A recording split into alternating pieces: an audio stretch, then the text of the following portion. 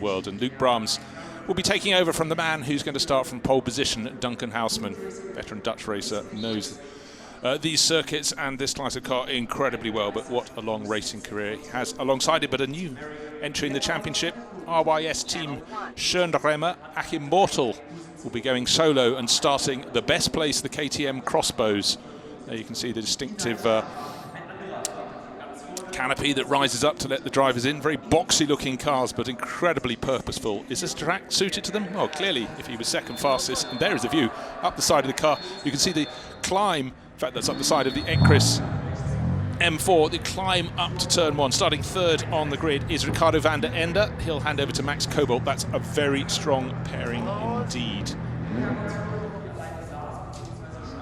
In fact, they're the championship leaders by 16 points over a Ginetta crew that's not here, so every chance that they could almost double their championship lead, because they're 31 points clear of the Academy Aston Martin crew of Will Moore and Matt Nicol-Jones. That's car number 62. It's some way further back down the starting grid on row 7, so very much a chance for the Ecris BMW crew to gain position in the championship, stretch their advantage. 15 seconds until we're going to go off behind the safety car for the formation lap. 31 cars, the field grows and grows. This was as large as the largest grid in GT4 European Series last year, but don't forget, for 2017 it's split. There's the Northern Cup and the Southern Cup, and we've had as many as 30 cars in that when they kicked off in France earlier this year.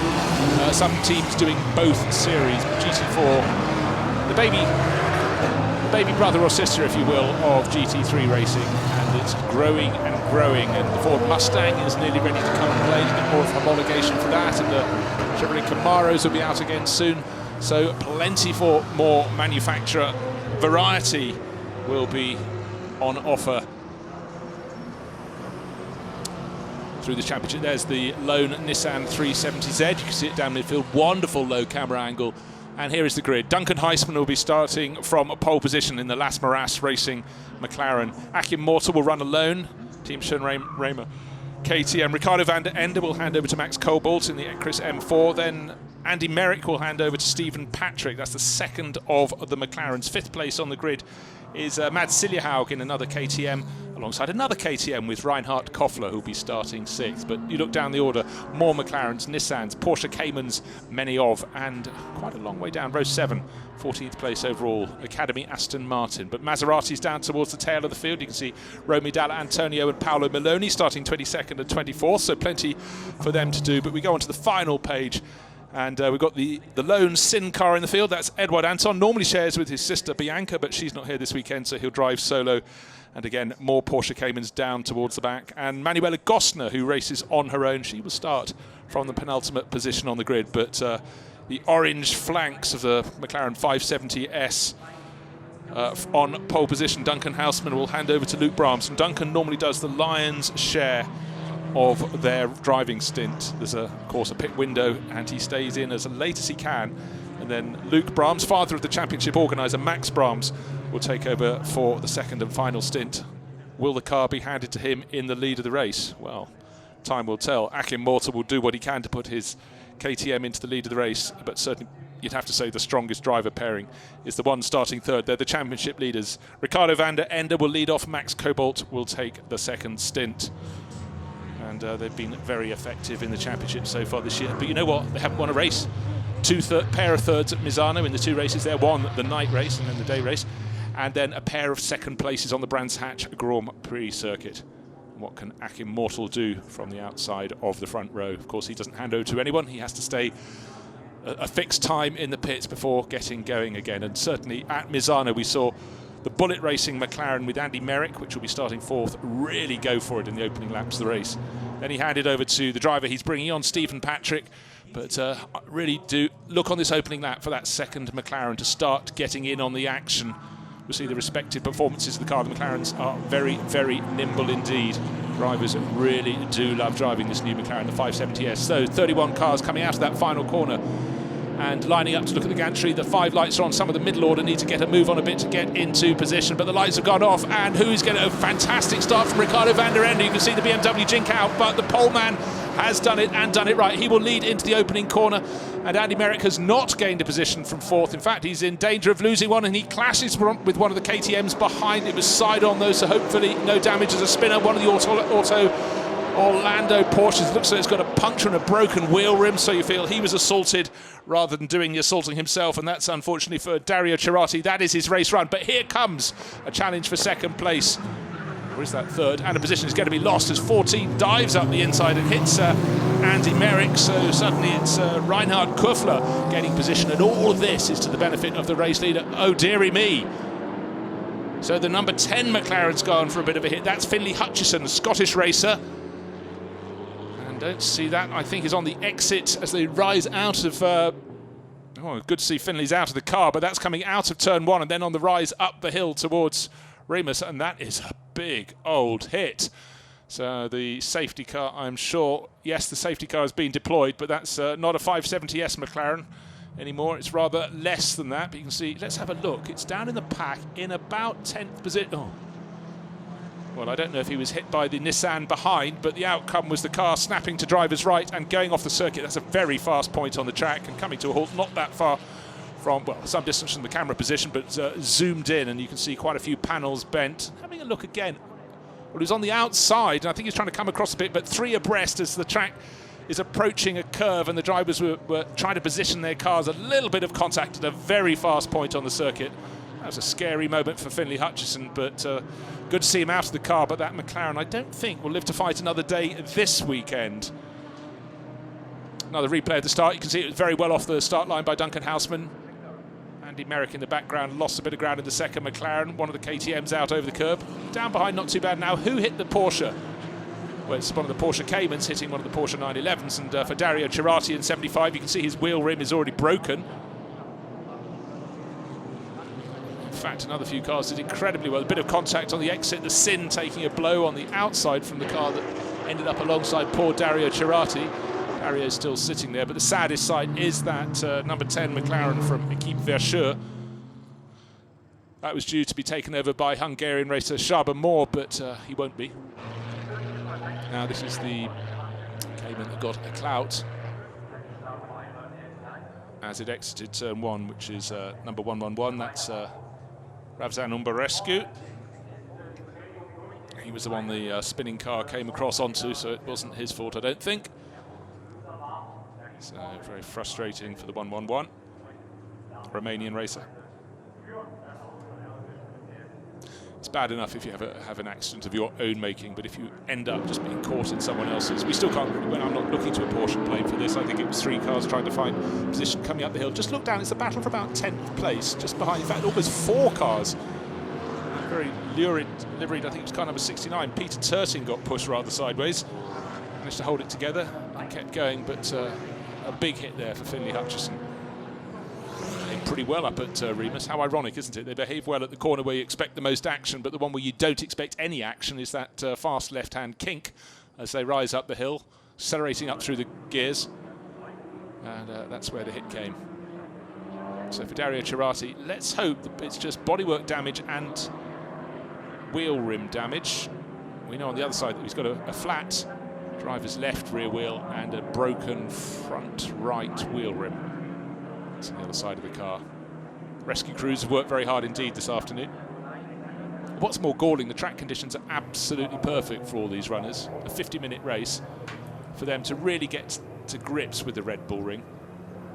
But another 50-minute race tomorrow morning, and for some of these teams that timing might be too soon because it's a race that is due to start at 11 o'clock.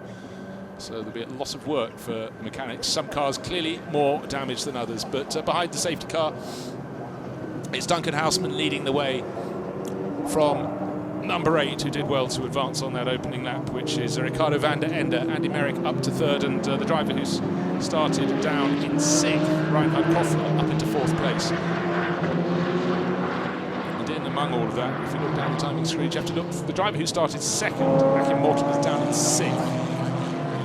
The driver immediately ahead of him is number 76, which is Alessandro Giovanelli. So at least one of the Auto Orlando Porsches is still going. You see the slope of the circuit there. You can see the fluids have trickled out of Finley Hutchison's very broken McLaren and now dripping across the circuit to the extent you can see them being splashed by the drivers working their way up the hill. So there's no oil among them, because when the safety car releases the field, they're going to be absolutely flat out through that left-hand kick. So to get a flatbed truck to it to take it away, and maybe a bit of cement dust will need to go down. And it has been adjudged that the incident between that GT4 McLaren and car 23, they do think there might have been contact with Charlie Fagg's Sean Walkinshaw Racing Nissan. That's under investigation. Very sad sight. These McLaren 570Ss sort of released onto the championship this year, and in assorted GT championships around the world, proving very competitive indeed in GT4 form. Well, as shown by the fact they're running first and third in this race, and certainly Finley Hutchison could have expected to get up and challenge them. He started 10th in number 10, but clearly will not be going any further.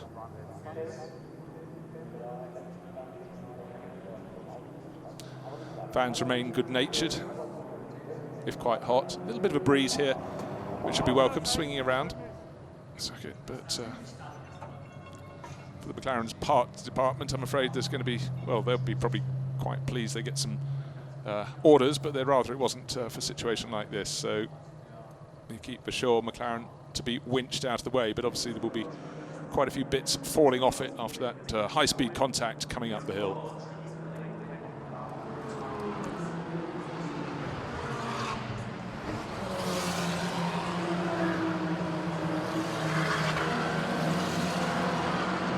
So 1-1-1 brought back in. It was a short race, unfortunately, for Mavzan Umbarescu. Caught up in that incident, sort of midfield incident, if you will, at the top of the hill. So many a time you have a car spinning, going wide and then cutting back and going for a spin on the exit of the corner, coming back across the field. But in this instance, it was a Porsche being just hit mid-corner and pitch ran into spin. Car number 23 has come into the pit lane. This is the Nissan from Sean Walkinshaw Racing, driven by Charlie Fagg. And that is the one under investigation for the incident with car number 10 that ended up in the number 10 McLaren being, well, converted from pristine to exactly how you see it. It's easy to get the cars reached away when there's less of the car than there ought to be, but of course they're strapping very well indeed. A couple of the Viorba course Lamborghinis coming around. There's the one in any Sin, Bulgarian-built car. A lot of Porsche Caymans, a lot of KTM crossbows. They've been the staple diets at GT4 for a couple of years now. Very popular, very great fun to race. These 570Ss, though, seem to be on a bit of a different plane. This one, unfortunately, is not running as it left the factory. The tractor going to drag it down and put it behind. You can see the opening in the wall in the background.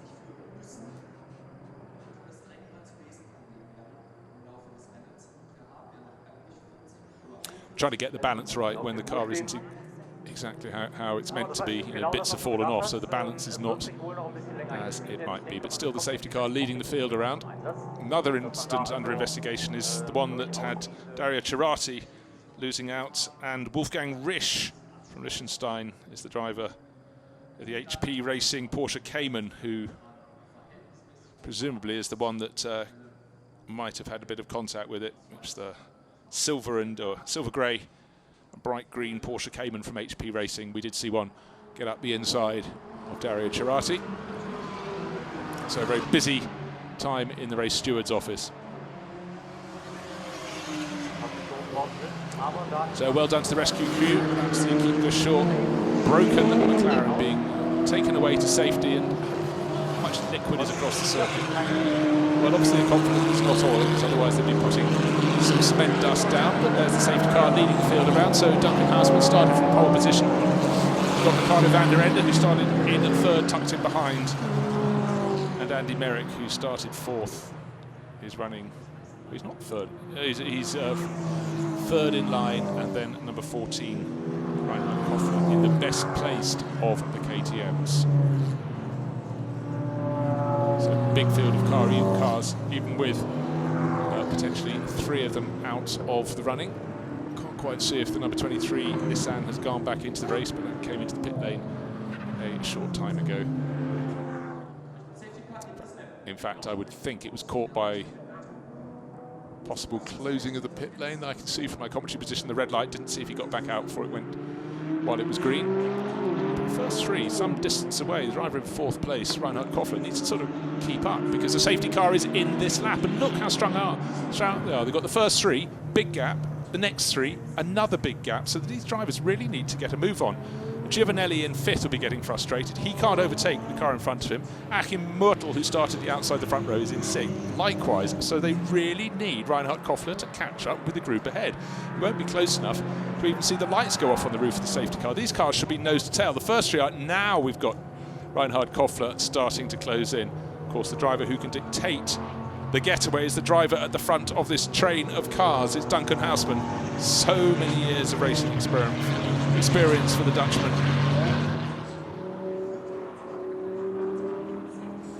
Duncan minding his own business, and just he's going to convince the others he's not going for it. Wait. Mortals coming into the pit. Sorry, that's Reinhard Koffler diving into the pit lane from 4th place. Pit window not open, so I don't know what he's doing there, but it's a gift to everybody else behind. So the first 3 power past my commentary position up the hill, and it's McLaren, BMW, McLaren, or is it a bit of contact between 2nd and 3rd? So a little bit of front strake off the front left-hand corner of Andy Merrick's McLaren. That won't help his behaviour when he hands it over to Stephen Patrick.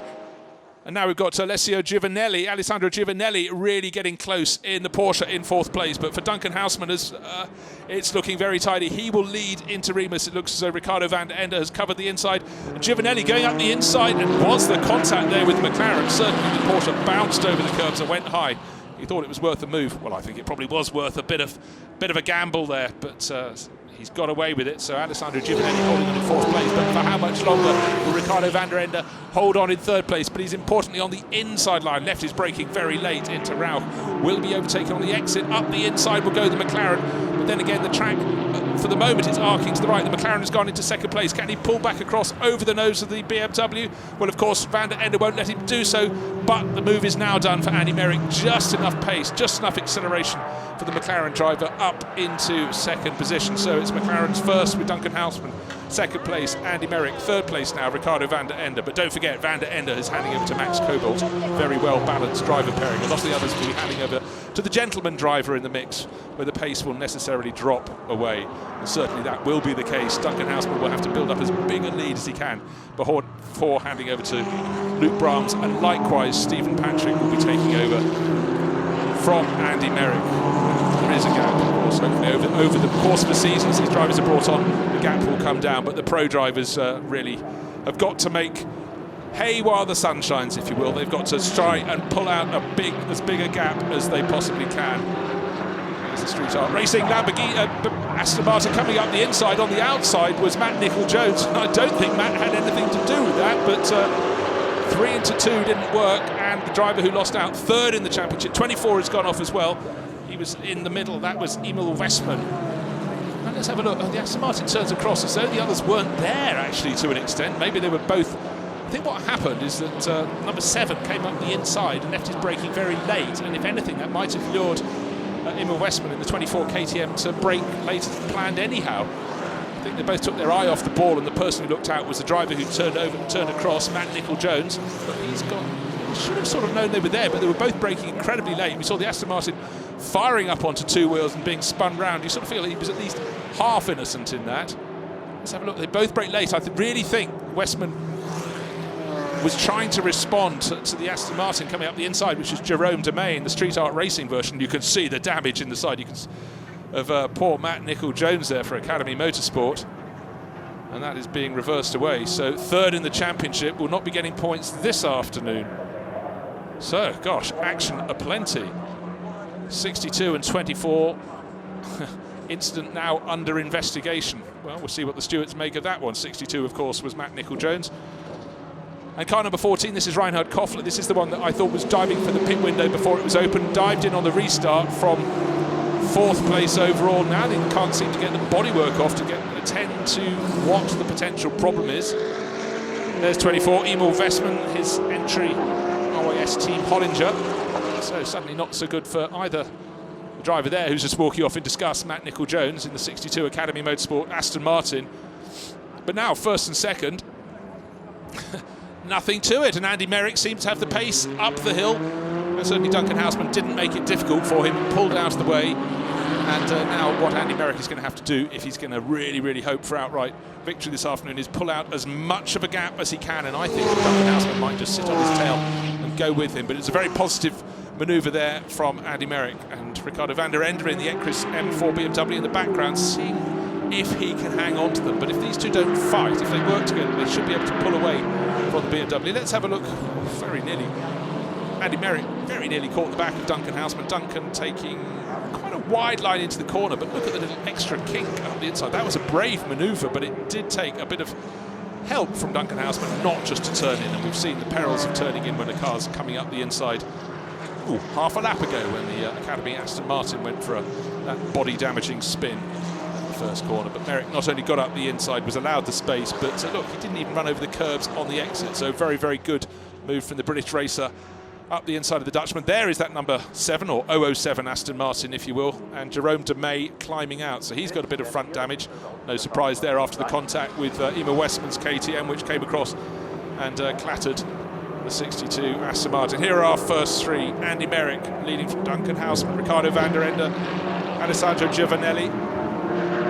5th place, Achim Mortel, who started 2nd, and Pavel Lefterov in the 1112 Porsche Cayman from RN Vision STS. He'll hand over to Jean-Louis Jasper, but he's up into 6th position. And Peter Turting had quite an exciting race. A couple of the Maseratis down towards the tail of the field. They do sound fantastic, though, those Aston Martins with the Maseratis. So that's car 71 and car number 71 in the hands at the moment of Paolo Miloni. And 77, Romy Della Antonio tucked in behind. So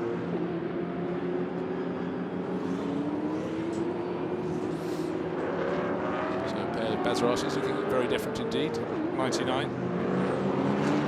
The racing team, Wojciech Kipalo and Łukasz Zielski, Polish pairing.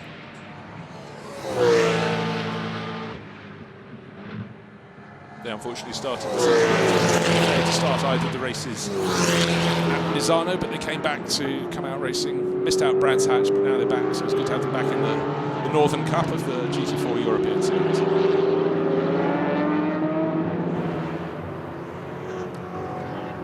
So 93 there is the Italian racer Manuela Gosno, who races on her own. Polish Maserati tucked in behind her. And then Benjamin Mazatis and his KTM up the rear of theirs as well. And then finally, car number 44, Naomi Schiff, South African racer. She's sharing with Marilyn Niederhauser. See what they can do. They've had a couple of seasons, 2nd season together. The writer Young Stars has brought so many young drivers up with these KTM crossbows, but these two young drivers, they won't mind me saying, they're not young drivers anymore. Stephen Merrick going great guns. Of course, he's driven, as has Duncan Houseman, all around the world. In the sunshine in Austria, but Duncan Houseman not letting him get away, and there's we've got a bit of action in the battle for 5th place. Achim Mortel just managing for now to hold off Pavel Lefterov, but KTM crossbow coming under big pressure indeed from the Porsche Cayman racer. There they are, Mortel ahead of 112. Distracted. A bit of distraction there, I think, for Mortel, who got very twitchy on the way into the Pirelli curves, but managed to keep it under control. Peter Turting closing in behind them, and then Mad Silja, KTMs wherever you look in this race. Toes by another KTM driver, Cedric Freiberghaus. Up out of the first Alpine corner, 3 KTMs in a row. It's Mad Silja, Cedric Freiberghaus, Pilz in the background, Gottfried Pilz.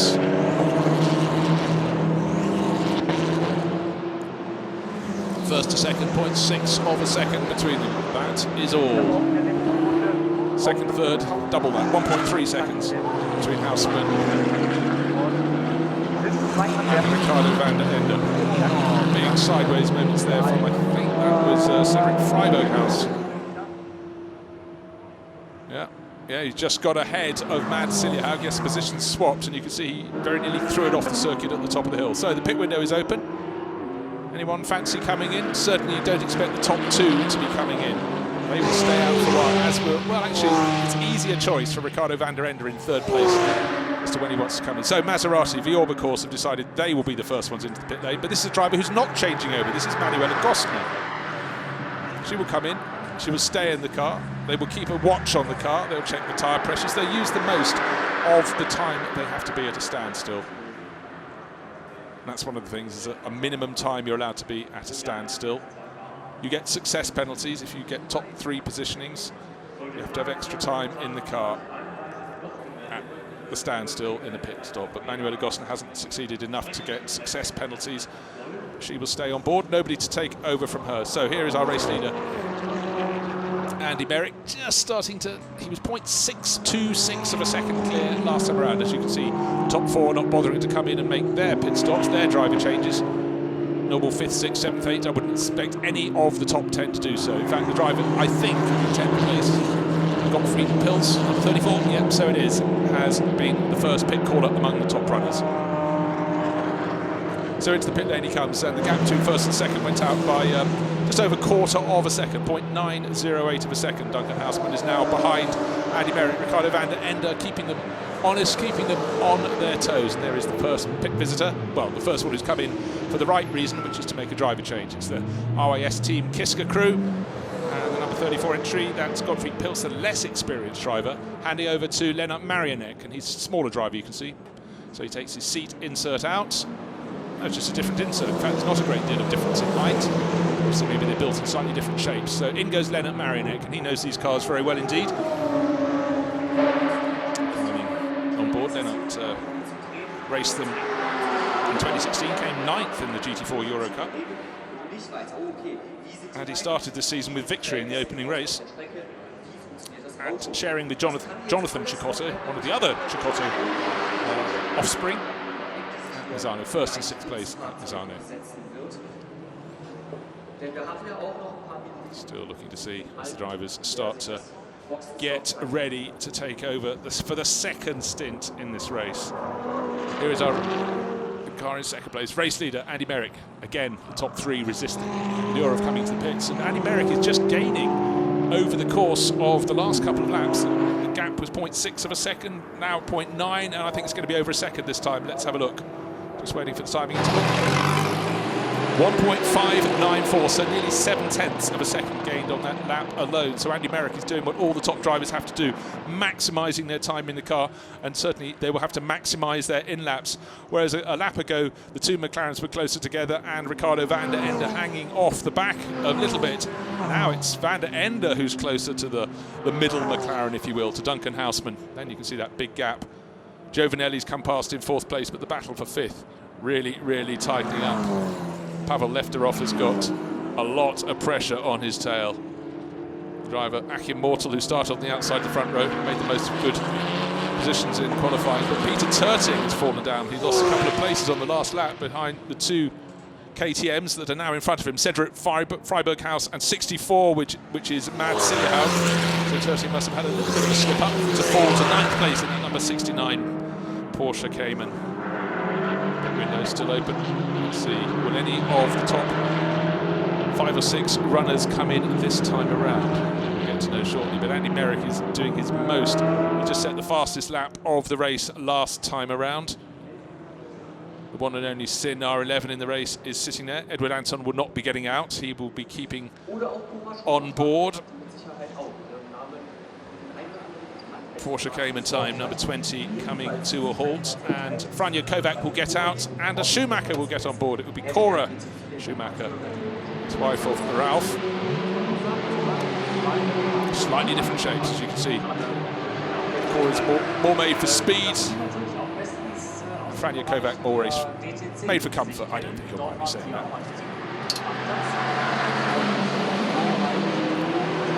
Franio's been a great supporter of endurance racing over the years in the 24 series. With his Beza class business, put some very interesting cars out around the world to race. But I think we can certainly say that the Mini he raced in the past is somewhat different to this Porsche Cayman. Und vorher waren sie ja mit derselben Lackierung auch schon in der Mini-Trophy unterwegs. Ja, also das hat mittlerweile Tradition, dieser Klasse. So pit stop still coming, but not for the top runners. Certainly the number 20 crew, they qualified down on the 14th row. And Cora Schumacher, when she's given the signal, will be going back out into the race. I think any moment now. Just waiting to see when the first of the real top runners come in. Number 54 has just come in, not 94. 54 is Benjamin Mazatis. We'll hand over to Arnie Hofmeister. Number of cars have been warned they must respect track limits, but it's not affecting any of the top runners, I'm glad to report. So Cora Schumacher back into the race. Keep an eye on that pit window open signal at the top of the screen. Tricky pit exit here. It really tightens on the drivers. So there goes Cora Schumacher accelerating up the hill. Afternoon sunshine glinting off the windows of her number 20 Porsche Cayman. Gap between first and second nearly 2 seconds now. So bit by bit, Andy Merrick is doing an ever better job. But Ricardo van der Ende has come in from third place, the Ecris M4. There it is, into the pit lane. Also from fourth place, Alessandro Giovanelli. Doing a really, really good run for Auto Orlando Porsche crew. He's so far this year not been in the points. So number 76 come in from fourth place and BMW from third. But the top two McLarens continue on their way. Just over 2 seconds between first and second now. So, oh dear, was it supposed to do that? So having pushed really, really hard, it's smoking under the rear deck of that Auto Orlando.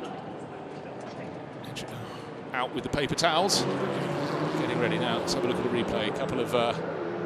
that's what happens when you get very close to the car behind. You get the car ahead, attack from behind. A bit of bodywork damage there.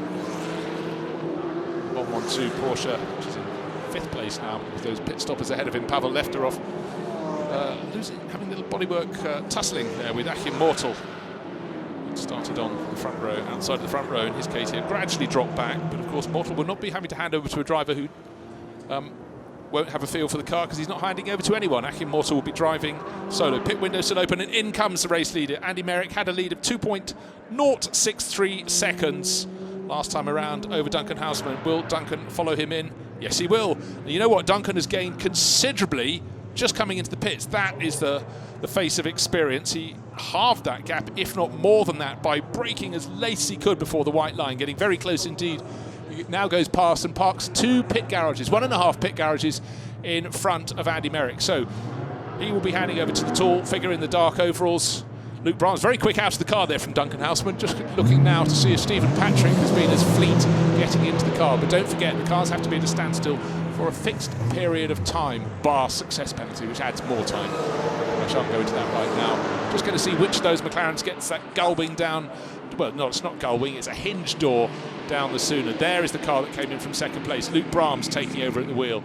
There is the one that Stephen Patrick is being strapped in. Andy Merrick's done his job. Brakes smoking away. Well, not surprising. They will work very hard indeed.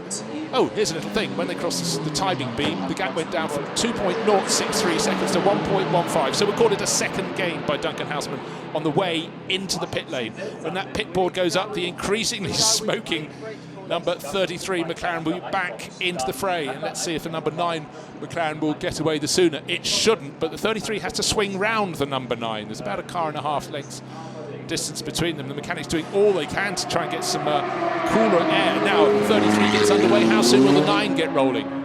Does the 9 have success penalty? I'm not sure he has. He's lost all the time that was gained by Duncan on the way in. I know we're talking fractions of a second, but where will that BMW be? The Ecris BMW M4, which was handed over to Max Cobalt. Just trying to see what roared past me. So no order change between the cars that were first and second. And there is Max Cobalt on the outside. He will be able to go up into second place because he'll be accelerating out of the first corner. before Luke Brahms can really get the power down on his McLaren. So leading the race, Stephen Patrick, 20 minutes remaining precisely until they might consider bringing out the checkered flag. Now, Stephen Patrick is short on experience. He's gaining all the time, but can he keep that Bullet Racing McLaren in the lead of the field? There is the number 9 in third place, and between them, between Luke Brahms and Stephen Patrick, is the very quick indeed Max Cobalt, and you have to feel it. Ecris BMW M4 not in the lead at the moment, has got every chance because Patrick being quite cautious. He goes through Rauch for the first time. Sort of feel he is the hunted, who might be leading the race for the Bullet Racing McLaren crew. And by Dave Price, veteran of many decades in motor racing, all around the world. The Orbicals very busy always with their crews running these gorgeous-looking McLarens. Maserati, sorry, I've just been looking at the count. There's the other Maserati from a different team. That's the Cellite Racing team. 2 Polish racers. So what you don't want to do is Cora Schumacher. We saw her come out of the pits. Now she needs to just keep her line, and Stephen Patrick must choose this moment to pounce because Stephen, he should have the speed to go past her. Up the start-finish straight. Let's see what the gap is. There is our race leader, because everybody is pitted, just waiting for the timing screen to readjust. Slightly thrown by Paolo Meloni.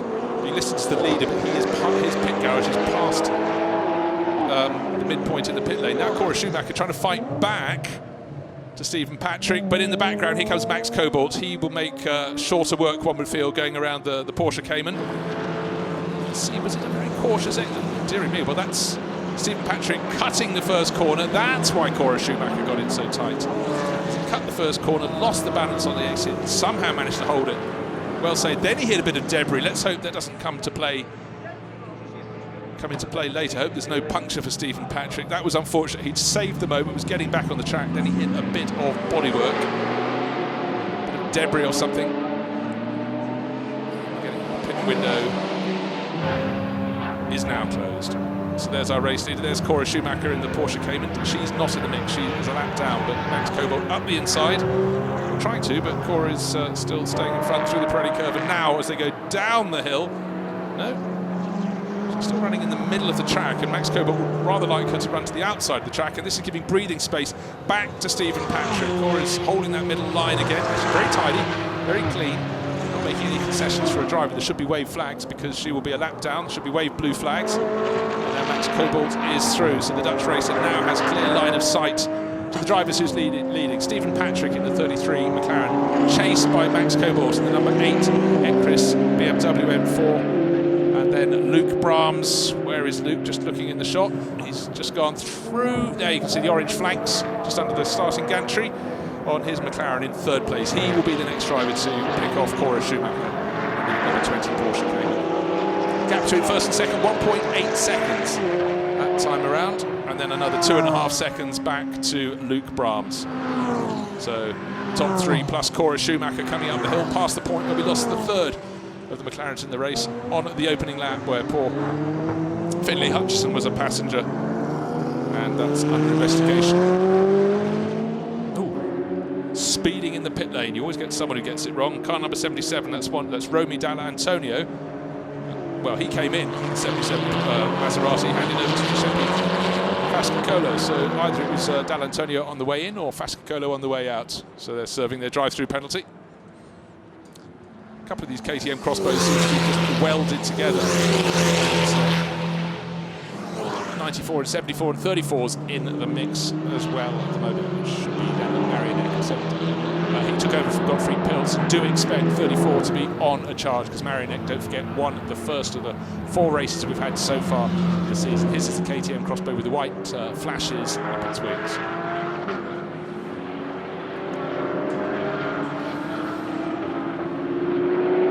Seem to take all sorts of lines through Rauch. It's such a tricky corner, but you can see it's a bit of bodywork damage there. Is that started by Peter Turty? It's number 69. Yes, it is. So Daniel Rhymes has taken that over. Unfortunately for him, we saw one lap where Peter lost 3 positions, presumably went out over the curbing, and that's why that front splitter is flapping around, which will be frustrating, hindering, and just put doubts into the Daniel's mind as he goes around the circuit. And he's got Edward Anton chasing on. Edward, very, very young indeed, and gaining experience, hand over fist. He's got several years of being a teenager behind to go. Made a few mistakes in the opening couple of races. Seems to be driving much more aplomb.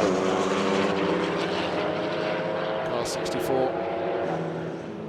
Just seen that KTM crossbow gaining another position. That's Jamie Vandenbelt, took over from Mads Siljehaug. But this is the one who'll be really gaining position. It's number 34. Can he make it stick up the inside of 74? So Marionette, yeah, no problems at all as he goes past 74. Laura Kryhammer, we saw her take over. We saw her in the pits before she took over from Cedric Freiberghaus. But in terms of form, Lennart very much the driver who can make KTM crossbows dance to his tune. Have another look at the replay, and well done, Laura. She kept out of the way. She saw him coming, left him plenty of space, didn't even run off the circuit herself. So that was driving very much within her limits, and very sensibly too.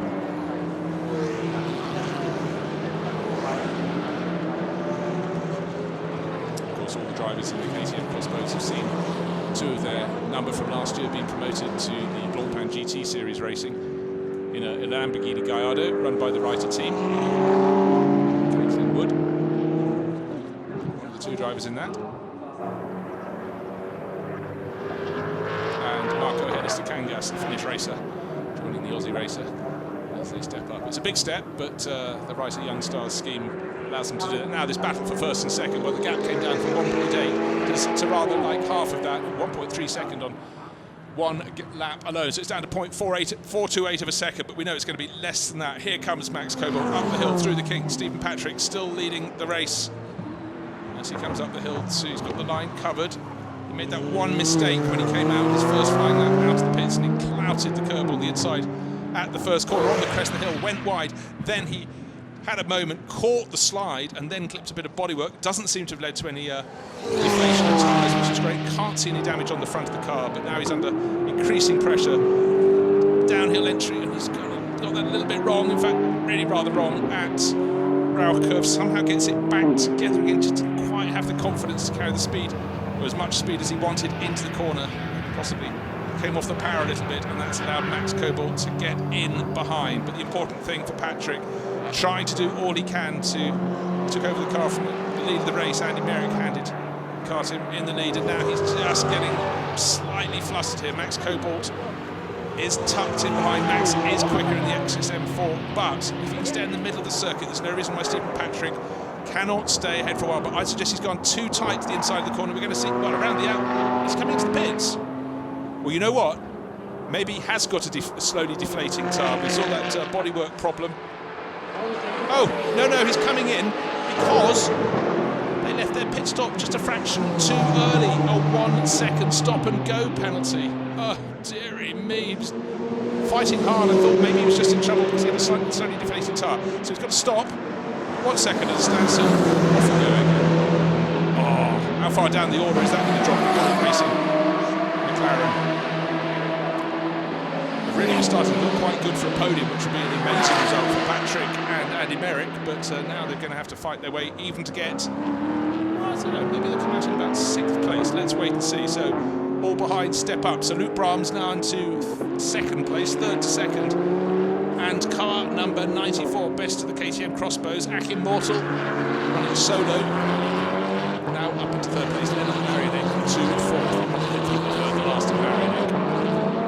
71 running rather slowly up the hill. Handful of Maseratis from the Orba course. That should be Massimiliano Trisoldi at this stage in the race. Took over from Paolo Meloni.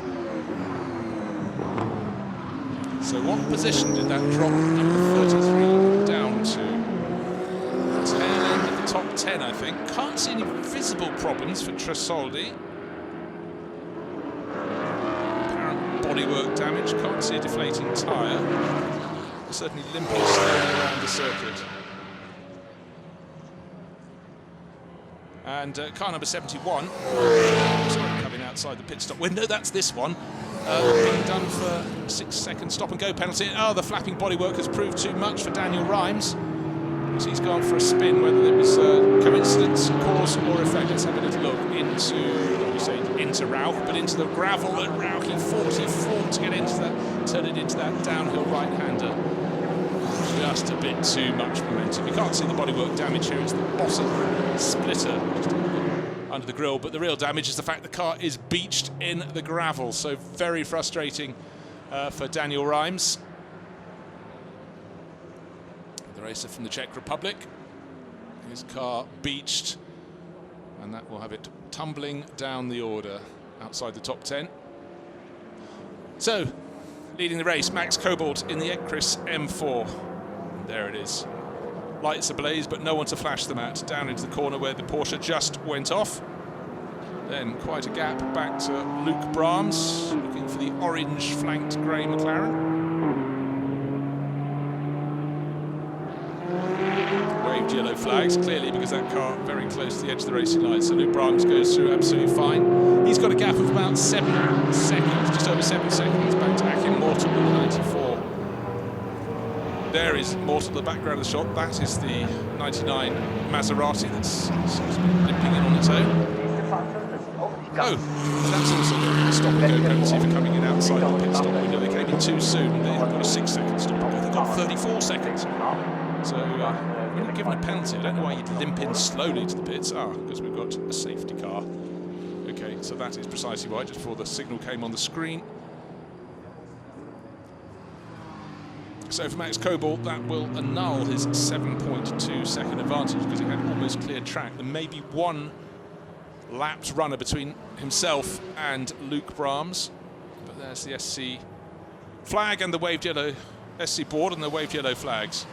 Clock ticking down. We've only got 8 and a bit minutes remaining in this race. I don't think it should take too long to remove the 69 Porsche, but it was in. Now see those runners being flagged past because the safety car has yet to pick up the race leader.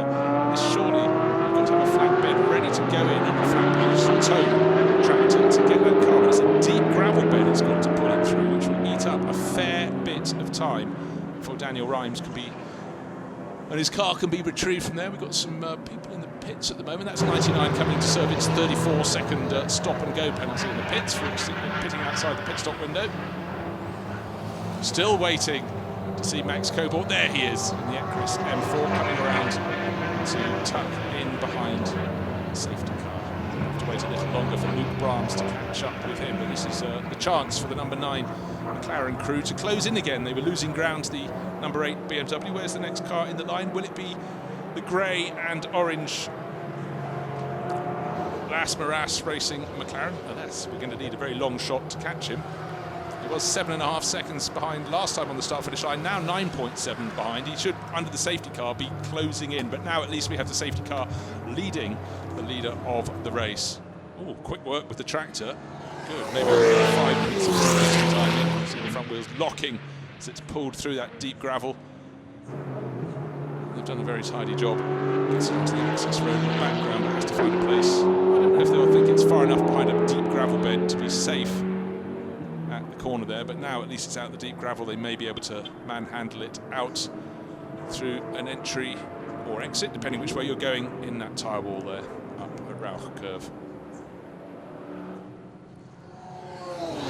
So it showed well in the hands of Peter Terting, lost a little bit of ground in a battle of 4th and 6th. Now, pleasingly, can be driven away. Won't get to go and score any points today, but returning to the race for Daniel Rhymes. So that's good. As long as that tractor is out of the way, we'll keep an eye on when the safety car... No, he's just going to pull off. They just said go down to that gap.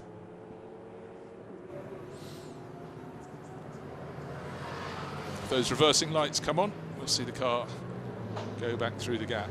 And now Luke Brahms, as we watch the 69 Porsche withdrawing from action, Luke Brahms has closed that 9-second gap.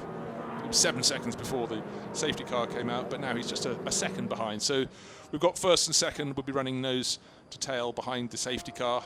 Achim Mortal, who started third, fell to 6th, now back up to 3rd position. He'll be 3rd in line. Yes, he is. Then the car you need to watch, the white-nosed KTM Crossbow, Lennart Marianek at the wheel. 5th place, car number 74. Is Laura Kryhammer. She's somewhere, but there's some other cars in between. 64 is in 6th, which is Jamie Vandenbalk. But just looking down down that run of order. There's our race leader. Second place is Luke Brahms. Still the waved yellow flag. Still no message. Safety car message on screen in this lap. So I think the top four, we've got them in race order. Then we've got someone who's not in the mix. Just trying to see if it's just the one car ahead of. Yeah, then it's, yeah, there's one Porsche Cayman that is a lap or so behind. All our runners now. Quite hard to pick out the lights, but they are still flashing on the roof of the safety car. That Porsche is the one that's not in the mix, just turning into around what's behind. Fancy shot at points. And points run from first down to 10th place. I really think the one I fancy, I expect Max Cobalt to do a good enough job to hold on to lead the race. Car number 20, it's Cora Schumacher's Porsche. She's a lap down. She's had quite a lot of action with all the front runners trying to work their way past them, but she's not helping those in 5th place and behind, because the safety car is in this lap. As you can see, the lights are off on its roof. She needs to be really close to help those two KTMs behind her and the Porsche Caymans behind to really, really fight to see if they can get up to the very front end of the field. But it's advantage very much with Max Cobalt leading the way around. Beautiful afternoon here. Summer sunshine. GT4 European Series Northern Cup enjoys its visit to the Red Bull Ring. Another race tomorrow, another 50-minute race, but down goes the hammer and away goes Max Cobalt. Now, can Luke Brahms get anywhere closer, or is he going to keep on losing ground? Look to the two KTMs behind. Akin Mortal very much quicker than Luke Brahms through the final corner, and Leonard Marionek weaving away behind. They can't pass until they get to the green flag. Now they've passed the green flag. You can see both the KTM drivers checking themselves. Everybody else behaving pretty well. In fact, the pack got somewhat strung out. Bit of a challenge coming up from 1-1-2 with the Porsche with Jean-Louis Jasper. They're both all two KTMs ahead of him, and Cora Schumacher ahead of them.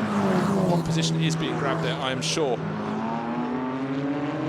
in the pack, you see Stephen Patrick. He's fallen in that down to 10th place. Wait, his McLaren's just at the back of that pack. Don't forget, it led the race in the hand of Andy Merrick, but the race has been led. And the 2.5 minutes remaining until the checkered flag can be unfurled by Max Cobalt. Luke Brahms, a very good restart for the Dutch racer, well, both Dutch racers, for the BMW racer, has stretched that advantage. So the round is going to be for 3 seconds. So really the final several minutes of this race. There is the 33 McLaren trying to get past Edward Anton in the sin. If it hadn't been for the drive-through penalty, that 1 second stop and go penalty for a pit stop infringement, they would still be in the mix, in the top 5. But for Stephen Patrick, it's a case of what might have been, but he's going to keep going to the end of this race. Battling for second place race, because indeed you see Luke Brahms still hanging on in his McLaren, and likewise Morton is still hanging on to 3rd place, but the driver in the 3rd of those cars, the one with the white nose, Leonard Marionek, he hasn't got much time left to do it. Looks though it's race 1 for Max Cobalt. He's just got to keep out of trouble. Brahms, great speed up the start-finish straight. How good is he into the first corner? Very tiny indeed, doesn't go too wide. In fact, the KTMs just don't have the straight line speed. Through the twisty bits, as we've seen at Misano and as we saw at Brands Hatch, this is where they come into their own. And now Akin Mortal, who hardly can see the car chasing behind it, so close. Can Marionek, he's going to have to go around the outside. Mortal isn't making it easy for him at all, but it looks so. Oh, very good indeed, very tidy from Mortal indeed. It just looked as though he'd lost the corner, but of course he had the line that's required. This is very much helping Luke Brahms. Luke may be able to take, he's probably got one more lap to come after this. Drop at the top, hasn't said final lap yet. I think there's still time to go on to that final lap. And certainly for Luke Brahms, he's rather hoping this is the final lap so he can hold on to 2nd place. But so the battling KTMs behind are delaying each other. Now we're going to die from Stephen Patrick, trying to go up the inside of number 64. Will it work? Will it not? 64 being driven at the moment by Jamie Vandenbelt. Still the KTM ahead of the McLaren. But we know he's got speed. May have to try and do it out of the final corner. Blast towards the start-finish line. He's in again through the sweeping bits. But KTM so nimble around the twisty sections on the circuit. Yeah, I think we just have enough time to go onto the final lap. Through the penultimate corner, through the rent curve goes Max Cobalt, down the slope to that dipped final corner with a big bowl on the inside. He's sitting on a tiny advantage. No checkered flag being hung out for him. He's just started. There we go. Onto the final lap. There's the signal. Final lap should come to the top of your screen. Order has not changed behind. 2.4 seconds clear of Luke Brahms, but Brahms has that advantage of 3/4 of a second. It should be enough of a cushion to stay ahead of Achim Mortal and Lennart Marinek. They're fighting so hard over third position. But Max Cobalt, I said it was a well-balanced driving crew, and certainly proving to be that. And again, up the slope, we've got Mortal having to do everything he can. Last time we saw Marinek go to the outside. This time Marinek's taking a wider line, then he's going to try and cut back up the inside on the exit. But Mortal very tidy indeed. It looks like he's driving well enough to retain that final spot on the podium, but certainly won't be over until the final corner of this, the final lap. Car number 22 under investigation for doing something rather naughty, overtaking under the safety car. Well, they're not heading for an impact at the moment. They're sitting in 7th position, having just gained a position. Was that the one? No, it might be the lap before. It was done, and now bunching up behind. Place gained by Stephen Patrick. He's trying to gain a couple more, a couple of Porsche Caymans. Can they resist the charge of the... Well, he lost it for a second in our view. Number 33 McLaren. A case of what might have been, but what we are seeing is that Stephen Patrick really settling down to his driving now. Short on experience, but certainly gaining some form. No doubt being coached very, very well indeed by Andy Merrick, but no coaching required for Max Cobalt through the penultimate corner. That's the rent curve. Down one last time to the last corner, the Red Bull Mobile Curva. And victory will go the way of the number 8 BMW crew. Just looking in the background, it's opened out again, very close. The order stayed the same behind 9, 94 and 34. So Marinek not able to profit any place changing behind. It should be number 74 next. So it is 112. No, we had a change. 22, 23. Lost 112, lost about 4 positions on that final lap. So Patrick got up to 7th.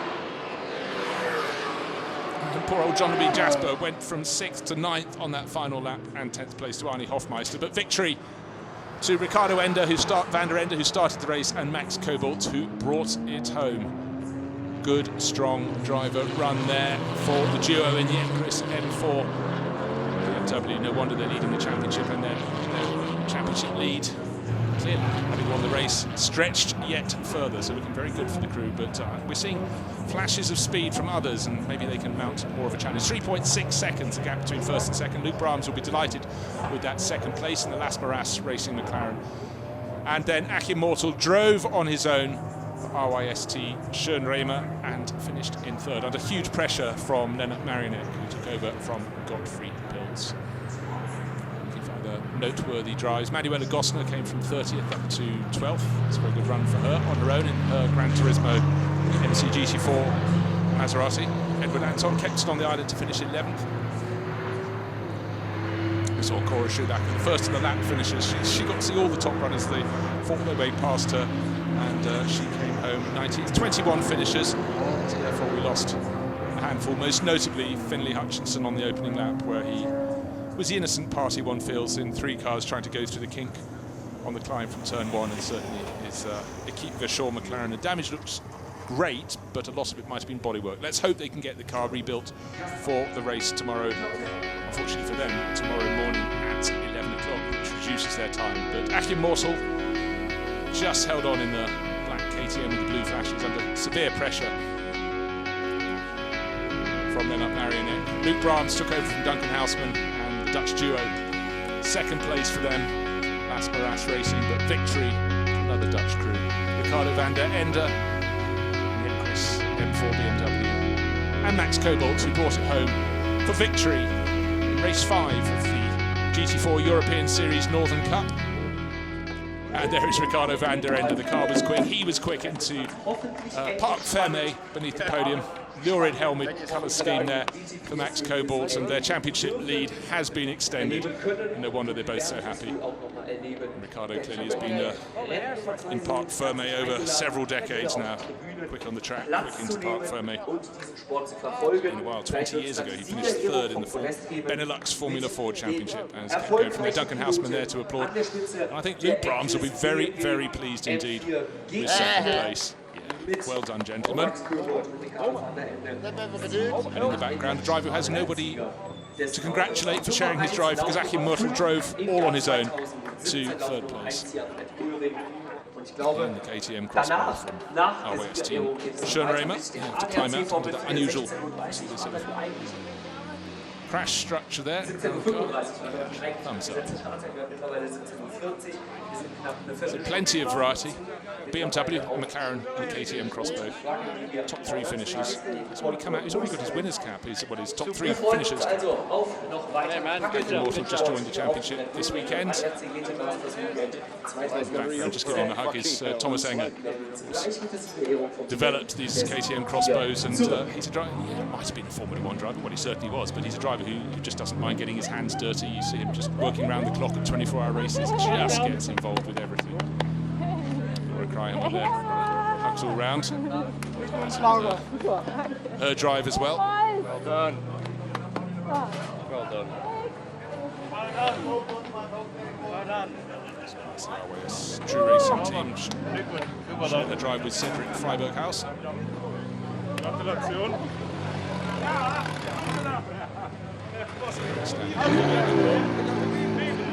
So, what an interesting race. Quite a few teams will have to make sure they keep their drivers stationary for just a second or two longer.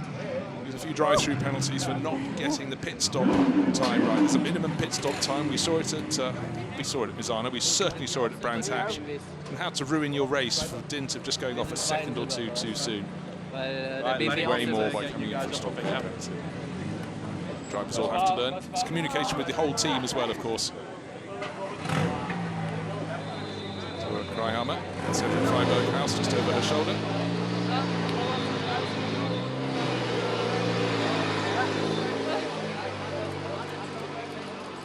So they're very well in their class.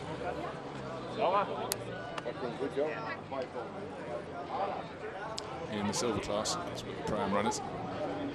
And there is the Sin R11. Edward Anton, yes. Much happier. It's coming to him now. Saw a few spins from him, I think possibly from his sister Bianca as well, when we were at Misano, a couple of moments at Brands Hatch, and he kept his race very clean indeed here today. Finished just outside the top 10, but a good solid run for the Sin R1.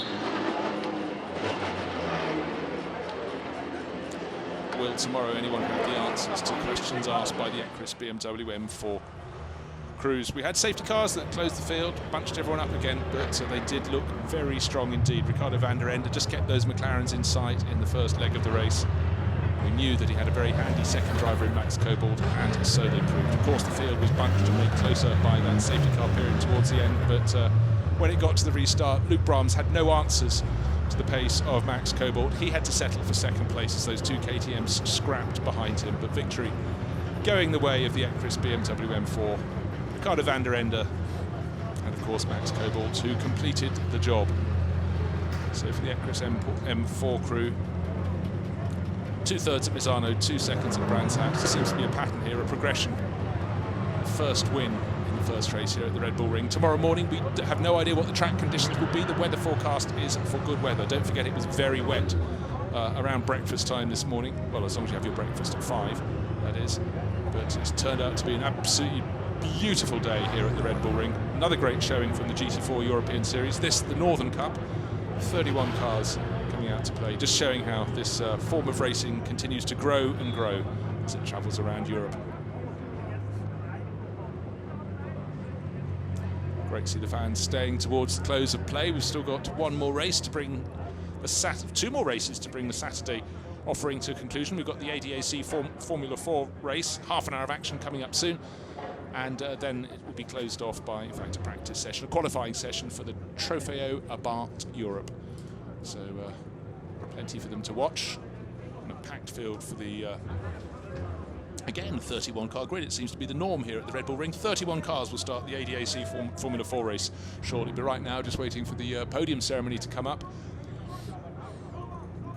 for the GT4 European Series Northern Cup. And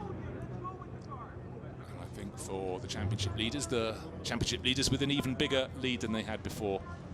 For Ricardo van der Ende and Max Cobalt, it will be job well done. For Stephen Patrick and Andy Merrick, a case of what might have been. Patrick came under a lot of pressure, but unfortunately that wasn't what undid him. It was the fact they were 1 second too quick in their pit stop, and that led to a drive-through, well, not a drive-through penalty, a stop and go, where they had to be stationary for that 1 second by which they transgressed. One of the other runners transgressed by not 1 second, 2 seconds, 3 seconds, but by 34 seconds. But they weren't a front runner, so they can't say it cost them victory, but they should all learn from those lessons. But certainly the McLarens look very handy indeed, those 570Ss. But the overall balance of the driving crew and the Equus BMW level 4, Ricardo van der Ende and Max Cobalt, just too strong for anyone else to stay and play with.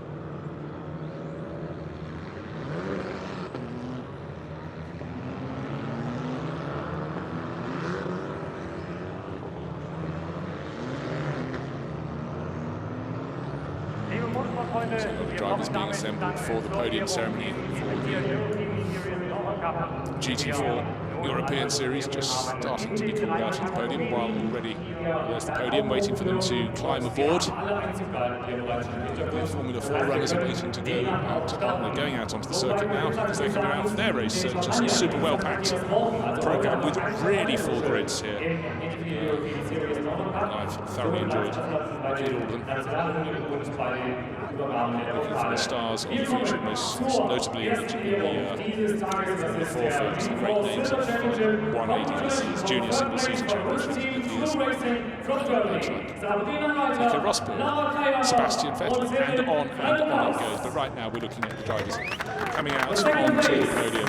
Ricardo van der Ende and Max Cobalt looking out to take the top step. The first step on the podium occupied by the 94 crew. So it's the junior podium that's coming out. So some Freiburg House or a prime on the outside. It's the silver crew, so it's the Chris Dewar on the top step, Max Cobalt and Ricardo van der Ende. Round, the national anthem from Netherlands.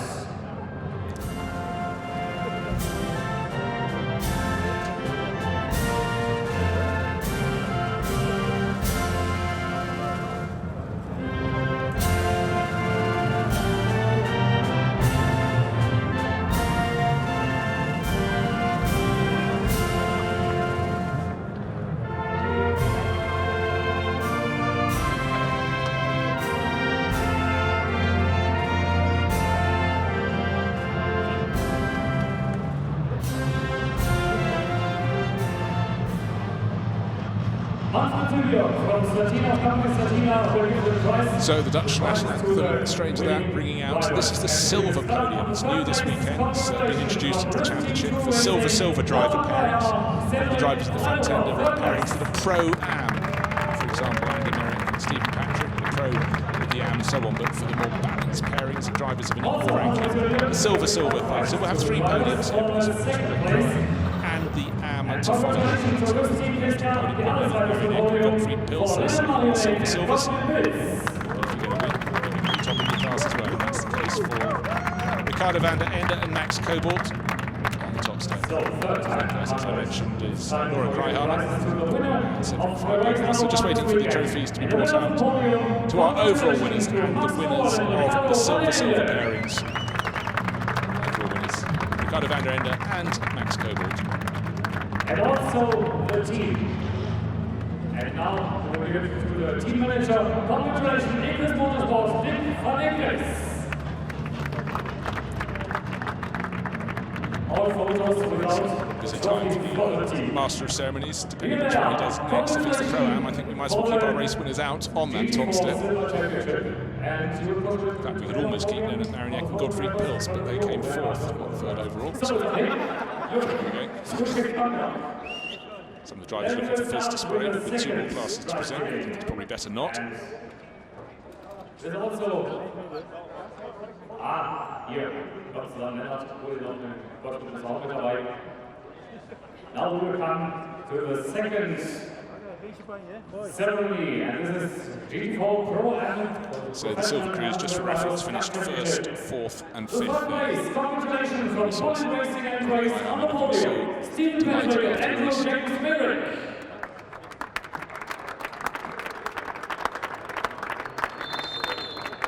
The second place from GT4 Pro Am. Congratulations to Elliott Racing, Jan Kasperlik, Timothy Stappel. Crews out onto the podium, 22, I think. And the winner of GT4 Pro Am Cup Championship. Congratulations to Las Moas Racing, Miras, Luke Brahms and Günther Horstberg. So welcome Duncan Houseman and Luke Brahms up on the top step of the podium. This is the Pro-Am podium. Here they are, the first 3 of the race, and we will now hear the national anthem from the winning team of the Netherlands. So it's waiting for the Dutch national anthem for the second time in this session.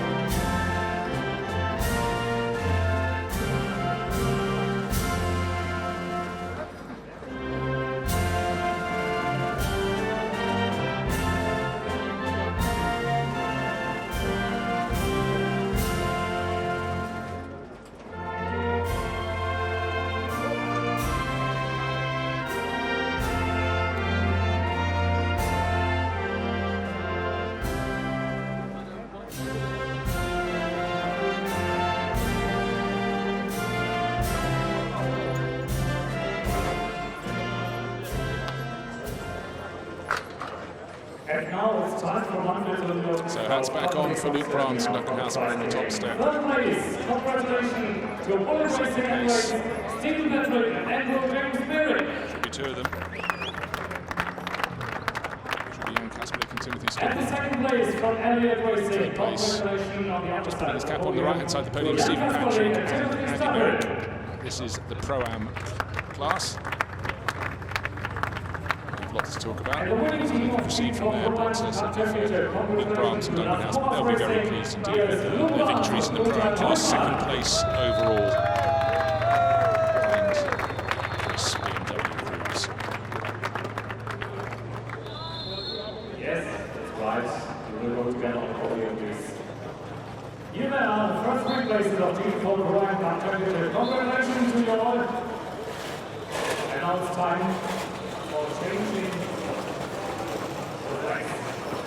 He's the third of the podium ceremonies for the GT4 European Series Northern Cup, which will be for the AM runners, and I can tell you he'll be on the top step of that because he finished third overall, joined the championship this weekend. Certainly the driver of the RYS team, Schönrehmer KTM Crossbow, Achim Mortel, will be delighted with his run because he came under huge pressure from Lennart Marionek, who probably is the signature driver in crossbows at the moment. Held him off for those final laps to the finish of the race, so really will deserve all the applause. So the grid being clear for the ADAC Formula 4 runners. 31 of them going out to play. Second place from this category of amateurs. Sofia Motorsport Ferrari. Congratulations to Edward Anton. Edward Anton finishing second in the AM class.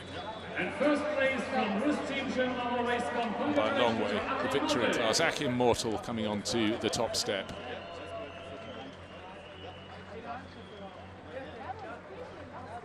So here they are, the first 3 places. And Manuela Gosner finishing third in class. Maserati. Here on the podium, and for the winning team, the national anthem from Germany.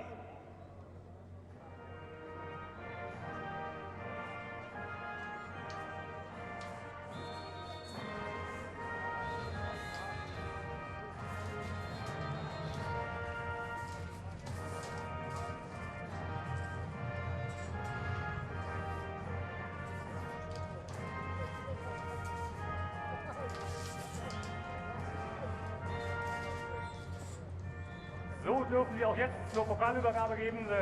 Prize giving by Manfred Zuljok. For the third place, congratulations, Scuderia Vilova Corse, and congratulations to Manuela Gostner. And the second place also given by Manfred Zuljok on the other side of the podium from Sofia Car Motorsport by Badi.